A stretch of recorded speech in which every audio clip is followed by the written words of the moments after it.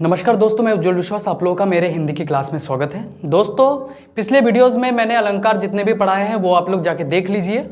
ये नेक्स्ट है संदेह अलंकार। संदेह अलंकार किसे कहते हैं?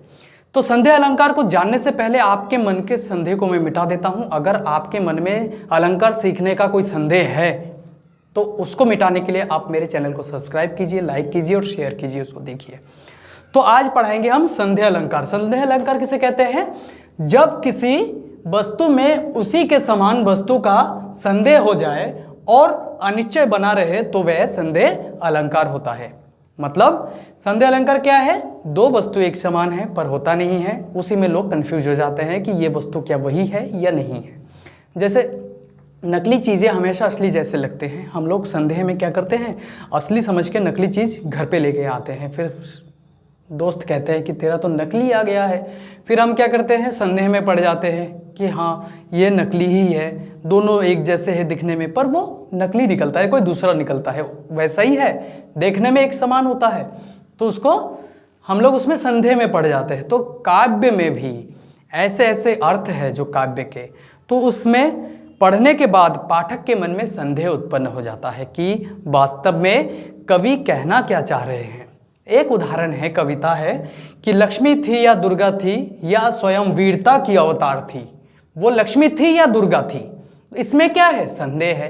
यह लक्ष्मी थी या दुर्गा थी। 1857 में जब उन्होंने लक्ष्मीबाई जब लड़े थे तो उनकी वीरता को देखकर लोग चकित हो गए थे। नाम से लक्ष्मी और काम से दुर्गा जैसी थी, तो इसका मतलब क्या है, उसमें संदेह अलंकार है, वो संदेह है।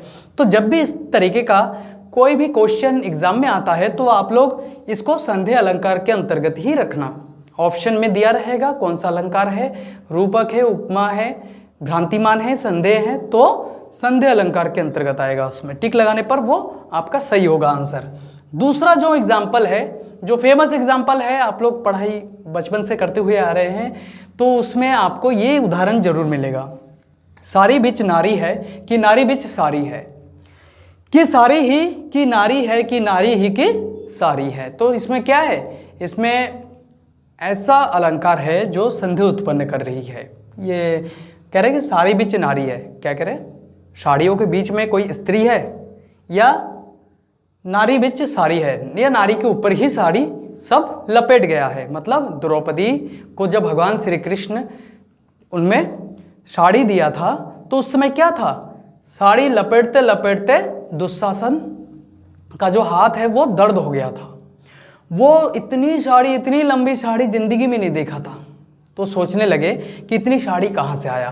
तो कहने का मतलब है कि उसमें साड़ी ही साड़ी हो गया था, पता ही नहीं लग रहा था कि वो द्रौपदी स्त्री है या साड़ी है, क्योंकि जितना साड़ी खींचा जा रहा था उतना ही साड़ी उसमें से निकल रहा था। साड़ी बिच नारी है कि नारी बिच साड़ी है, कि साड़ी है कि नारी है कि नारी ही की साड़ी है। यह है इसका उदाहरण। अब मैंने लिखा है ये विशेषोक्ति अलंकार। विशेषोक्ति अलंकार किसे कहते हैं? विशेषोक्ति अलंकार का मतलब है कि जब कारण होते हुए भी कार्य नहीं होता, वह विशेषोक्ति अलंकार होता है। ठीक है, जैसे हम समझ सकते हैं कि जो चीज़ हो सकता है, कारण मतलब रीज़न है इस चीज़ का, तब भी वो काम उस समय नहीं हो पाता है, नहीं होता है, तो क्या है वो विशेषोक्ति अलंकार कहेंगे, उसको कहते हैं। तो उदाहरण मैंने दिया है, जैसे ये है, पानी बीच मीन प्यासी, मोहे सुनी सुनी आबे हंसी। तो क्या है ये, तो इसमें पानी के बीच में मीन है फिर भी प्यासी है, तो क्या है, ये सुनकर हंसी आती है, क्योंकि पानी के बीच कोई प्यासा रह सकता है क्या, वो तो पानी है, पानी पी सकती है वो, लेकिन फिर भी प्यासी है। तो इसका मतलब क्या है, पानी बीच मीन प्यासी, ये कौन सा अलंकार के अंदर आ गया, विशेषोक्ति अलंकार। मतलब कारण होते हुए भी कार्य नहीं होना, कारण है, पानी है, लेकिन फिर भी वो प्यासी है। तो ये दूसरे शब्दों में हम लोग ये भी कह सकते हैं कि भीड़ में अकेला, भीड़ है फिर भी वो अकेला है, मतलब कहने की बात है, वो अंदर से अकेला फील कर रहा है, वो प्यासी है। मतलब यहाँ मछली प्यासी है, मतलब क्या है, उसके अंदर कोई ऐसी चीज़ है जो वो नहीं पा सका, तो इसका मतलब क्या है, उसको प्यासी। तो भीड़ में अकेलापन, वो उदाहरण भी हो सकता है। अब नेक्स्ट है ये विभावना अलंकार। विभावना अलंकार किसे कहते हैं? जब कारण ना होते हुए भी कार्य का होना बताया जाता है।